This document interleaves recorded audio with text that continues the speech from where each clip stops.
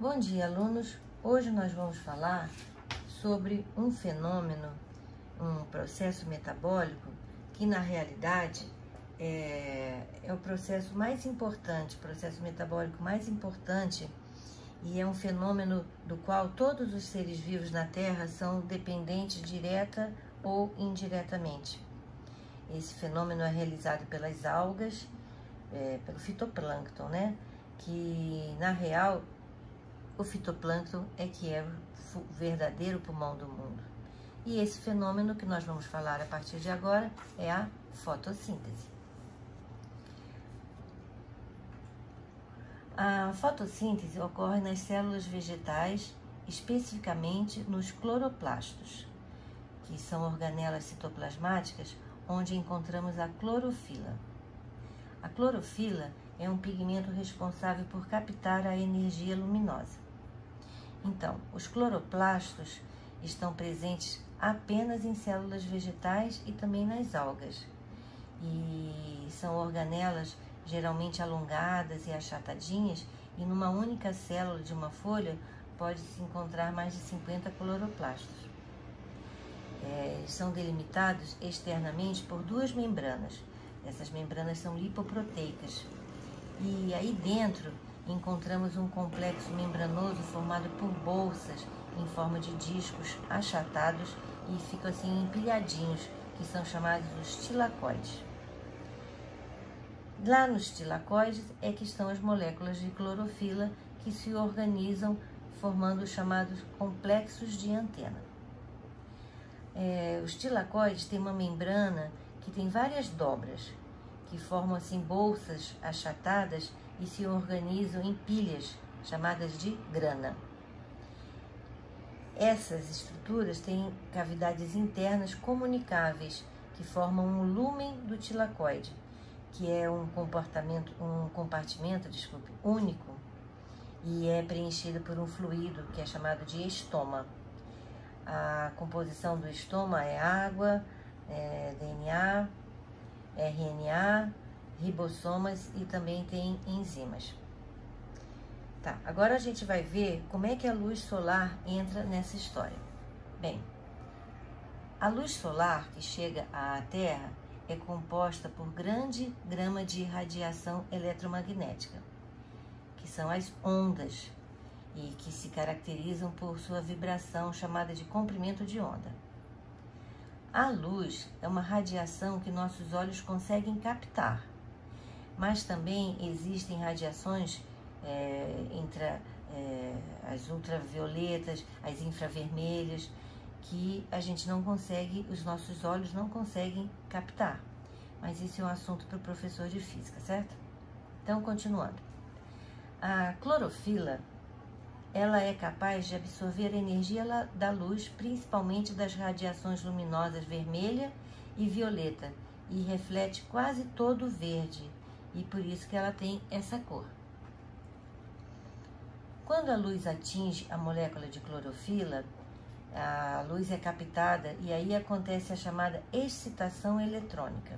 E o que vem a ser excitação eletrônica? É quando alguns elétrons saltam para fora da molécula de clorofila. Os elétrons, quando ficam excitados, eles são muito instáveis e tendem a eliminar essa energia extra e aí tendem a voltar ao estado inicial. Só que, dispostas ao redor dessas moléculas de clorofila, existem substâncias que são especializadas em capturar esses elétrons, em captar esses elétrons, antes que eles liberem seu excesso energético na forma de luz ou calor e voltem à clorofila.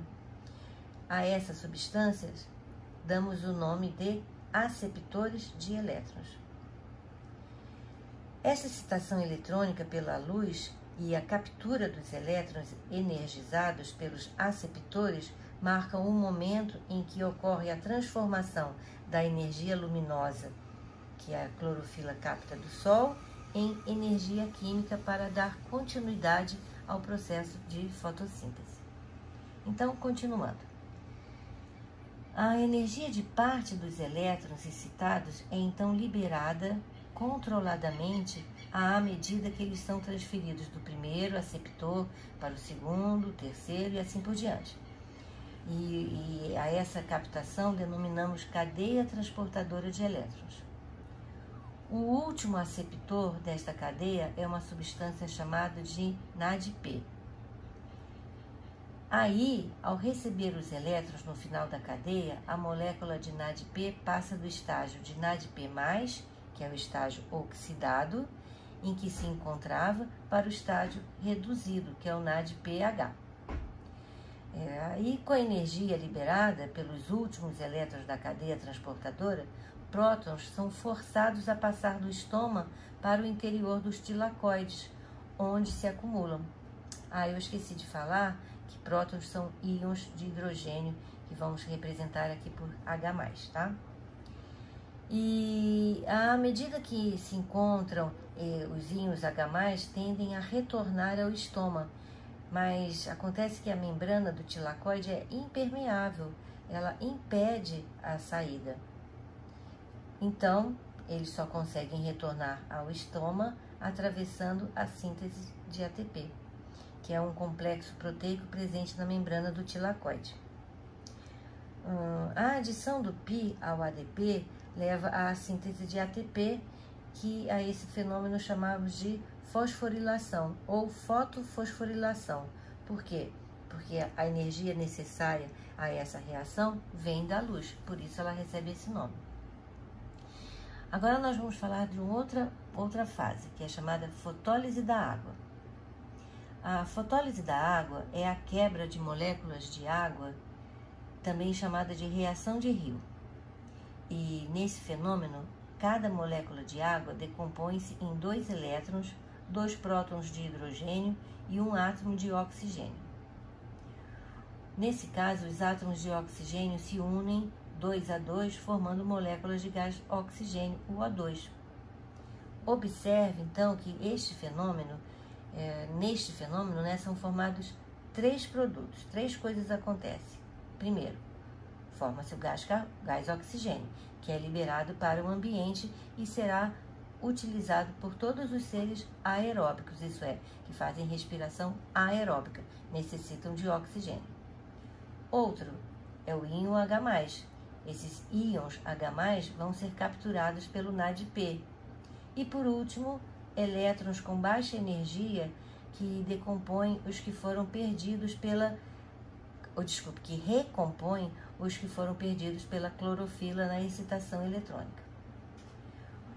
O último conjunto de reações da fotossíntese é chamado de ciclo de Calvin-Bensel, que também recebe o nome de ciclo das pentoses. Vamos falar então sobre esse ciclo. Este ciclo resulta na formação de moléculas de glicídios com 3 átomos de carbono, o 3-fosfato-gliceraldeído ou PGAL. E nesse processo, moléculas de gás carbônico reagem ao longo de uma série de transformações com íons de hidrogênio liberados pela água na fotólise e com elétrons de alta energia liberados pela clorofila excitada. Ambos são transportados pelas moléculas de NADPH, produzindo o PGLA. E aí, qual é o destino dos produtos da fotossíntese? É isso que nós vamos ver na próxima aula, onde também faremos uma revisão de todos os fenômenos que nós vimos agora, desses metabolismos energéticos. A fotossíntese, a respiração celular e a fermentação. Então, na próxima aula, continuamos, tá bom? Até a próxima!